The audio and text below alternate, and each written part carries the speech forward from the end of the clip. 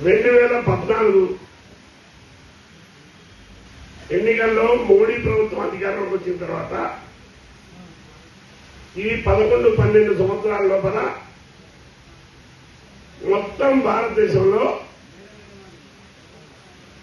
కార్మికులు, రైతులు, బలహీన వర్గాలు, మహిళలు వాళ్ళ మీద దాడులు జరుగుతున్నాయి. దానికి ప్రధానమైన కారణం ఏంటంటే బీజేపీ ప్రభుత్వం పూర్తిగా ఆర్ఎస్ఎస్ అనుసంధానం నడుచుకుంటూ ఆర్ఎస్ఎస్ భావజాలాన్ని బీజేపీ ద్వారా భారతదేశం మీద, భారతదేశ ప్రజలకు మీద ఉంచుతుంది. ఈ విషయం మనం సమగ్రంగా వ్యతిరేకించకపోతే రానున్న రోజుల్లో భారతదేశంలో నివసించే 50% మంది ప్రజలు గట్టు బానిసల్లాగా ఈ దేశంలో బతకాల్సిన పరిస్థితి వస్తుంది. నిజం మాట్లాడితే ఏమాత్రం అనుమానం లేదు. మీరు ఆలోచించండి. ఇవాళ భారతదేశం బేసికల్ గా వ్యవసాయ దేశం. ఈ మల్టీనేషనల్ కంపెనీస్, కార్పొరేట్ కంపెనీస్ వ్యవసాయ రంగాన్ని విచ్ఛిన్నం చేసి ఆ రంగాన్ని కూడా కార్పొరేట్ సెక్టర్కి ఇచ్చి ఫుడ్ సేఫ్టీ మీద కూడా విఘాతం కలిగించాలని మోడీ ఆలోచిస్తారు. పెట్టుబడిదారులకి లక్షల కోట్ల రూపాయలు బ్యాంకులిచ్చి గోడౌన్లు కట్టుకొని కార్పొరేట్ వ్యవసాయం చేసి కిలో బియ్యం కానీ కిలో గోధుమ కానీ 200-300 చేసే విధంగా చేసి ఒక విధంగా మన పర్చేజ్ కెపాసిటీని తక్కువ చేయడం, బాధ్యత చేయడం చేశారు. ఇక 2019-20లో 29 చట్టాలని 4 లేబర్ కోడ్లు తీసుకొచ్చి కార్మిక వర్గాన్ని సౌత్ అమెరికన్ కంట్రీస్ లో ఉన్నటువంటి ఓల్డ్ ఏజ్ లో నీటిలో బానిసలు ఉండేవాళ్ళు. They are salable and purchasable. ఆ విధంగా భారత కార్మిక వర్గాన్ని చేయాలన్నారు. పార్లమెంట్ లో వివిధ డేట్లలో 4 కోడ్లు అమలైన ఒక్కదాని మీద కూడా సమగ్రమైన చర్చ జరగలేదు. చెప్పే ధైర్యం లేదు. మీరు ఆలోచించండి. ఇవాళ ఈ చట్టాల వల్ల భారతదేశ సంపద కానీ భారతదేశ ప్రజాగానికి కానీ ఏమి లాభమైందో చెప్పండి. కేవలం 50 మంది పారిశ్రామికవేత్తల కోసం కార్మిక వర్గాన్ని నీచ స్థాయిలోకి తిప్పి వాళ్ళకి లాభం చేయడం వల్ల ఆర్ఎస్ఎస్ ఉన్న భావజాలం ఈ మద్దతువాదాన్ని అభివృద్ధి చేసుకోవడం తప్ప వేరే కారణం చెప్పనండి. మీరు ఆలోచించండి. రైతులు కేవలం 3 రాష్ట్రాల్లో 13 నెలలు ఉద్యమం చేసిండ్రు. దాదాపు 4 డిగ్రీల చలిలో ఢిల్లీలో ఉద్యమం చేస్తుంటే 700 మంది రైతులు చచ్చిపోయారు.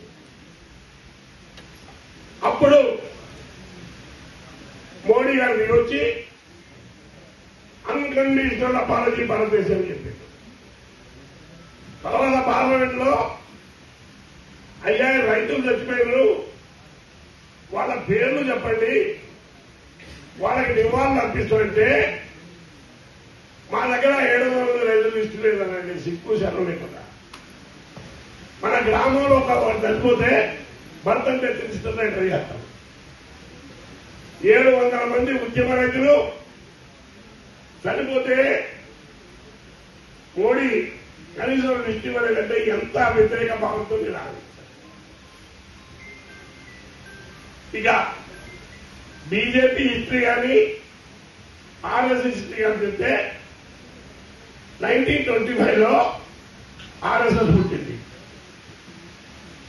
ఇండియన్ వార్ ఆఫ్ ఇండిపెండెన్స్, భారత స్వాతంత్ర సంగ్రామం జరుగుతుంటే పూర్తిగా ఆర్ఎస్ఎస్ దాన్ని వ్యతిరేకించి ఇంగ్లాండ్ రాణి విక్టోరియా రాణికి బానిసగా ఉంది. ఇది నిజమా కాదని చెప్పాలని వాళ్ళ ఆర్ఎస్ఎస్ వారిని క్విట్ ఇండియా యాక్ట్కి గవర్నమెంట్ వస్తే మేము వీటిని సపోర్ట్ చేయమని చెప్పి ఆర్ఎస్ఎస్ గవర్నమెంట్ చెప్పి కాదని చెప్పండి. మహిళలకు ఓటు హక్కు ఉండాలంటే ఒత్తిడి వ్యతిరేకించిందా లేదా ఆర్ఎస్ చెప్పండి.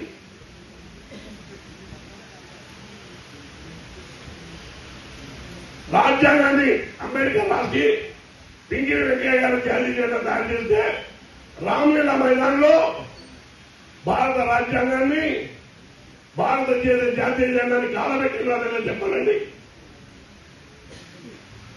2011 దాకా ఆర్ఎస్ఎస్ హెడ్ క్వార్టర్ నాగ్పూర్ వాళ్ళ ముఖానికి జాతీయ జెండా వేసిరా. మీరు జాతీయ కోసం మాట్లాడతారా, మీరు భారతదేశ పేట్రియటిజం గురించి మాట్లాడతారా? ఇవన్నీ వాస్తవాన్ని ఎక్కడ చెప్పండి అక్కడ చెప్తా, రికార్డులో ఉంది. ఇంకా ఆర్ఎస్ఎస్ చెప్పిన మాట, దళితులు కానీ బలహీన వర్గాలు కానీ మైనారిటీలు కానీ అధికారం వచ్చేటట్లయితే నా జీవితాంతం బ్రిటిష్ వాళ్ళకి బానిసగా ఉంటుందని చెప్పిన చెప్పండి. ఇవన్నీ వాస్తవాలు. మనం అంటే కొంచెం సెక్యులరిస్టులం, దీన్ని ప్రజల్లో చెప్పలేకపోతాం. దానివల్ల మనం ఈ పరిస్థితి. ఇంకొక విషయం ఏంటంటే ప్రోగ్రెసివ్ ఫోర్సెస్ యునైటెడ్ గా లేకపోవడం వల్ల ఈ ప్రమాదం జరుగుతుంది. కాంగ్రెస్ కానీ సిపిఐ సిపిఎం సీటు హెచ్ఎంఎల్ ఏదో వీళ్ళు యునైటెడ్ గా లేకపోవడం వల్ల అటువంటి రియాక్షనరీ ఫోర్సెస్ ఈ దేశం మీద పెద్దలు చేసి ప్రజల్ని కట్టుబడి చేస్తారు. ఇంకొక విషయం, 42-50% మంది ఉన్న కార్మికులకు వ్యతిరేకమైతే నాకు ఏమైంది, వాళ్ళు నాకు ఓట్లేసేది, నా మిషన్లో నాకు ఓట్లే, మీ ఓట్లతో నాకు సంబంధం లేదు. ఇవాళ మీరు ఆలోచించండి. మీకు గుర్తు 2013లో 14లో 20 లక్షల మందితో పార్లమెంట్ లో జంతర్ మంతర్ మనం ఉద్యమం చేసిన మీకు జ్ఞాపకం వచ్చాను. ఈ 4 కోళ్లు కానీ నరేగా కానీ రివర్స్ కావాలంటే ఇక్కడ ఉన్న 10-15-16 సంఘాల నాయకులు పెద్దలు కూర్చొని బడ్జెట్ సమావేశంలో పార్లమెంటు ముందు 50 లక్షల మంది పోతే తప్పితే మనకి ఈ చట్టాలు పోతే నమ్మలేకపోతాను. నో డౌట్ ఉద్యమం చేయాలా, స్ట్రైక్ చేయాలా. ఇప్పటిదాకా మనం 5 స్ట్రైకులు చేస్తాం లేబర్ ఫోర్స్ మీద. చీమగుడి వెళ్తుంది ఆయనకి. ఇవాళ కోట్లాది రూపాయలు ఖర్చు పెట్టి అధికారులని 28 రాష్ట్రాల్లో డిప్లాయ్ చేసి గవర్నమెంట్తో ఇండస్ట్రీస్తో మాట్లాడి బెటర్ గా ఎట్లా ఇంప్లిమెంట్ చేసి వీళ్ళని బానిసలు చేయాలని కూడా పంపుతాడు. నిన్న కూడా హైదరాబాద్ మీటింగ్ లేబర్ కోడ్స్ ఎట్లా ఇంప్లిమెంట్ చేయాలి.